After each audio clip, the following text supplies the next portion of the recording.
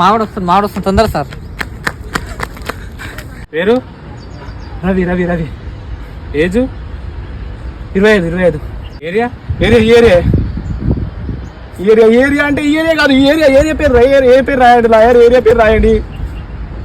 మీ విడాకుల కారణాలు ఏంటి చెప్పు మామ, నేను ఉన్నా. చెప్పండి మీ కారణాలు. కొడుతుంది సార్, కొడుతుంది, నన్నే కొడుతుంది, నన్ను మాత్రమే కొడుతుంది.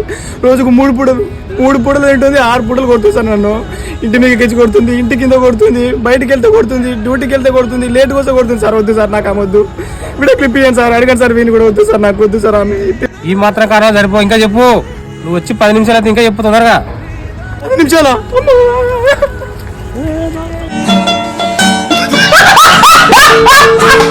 వాడేంటి అలా ఉడుతాడు?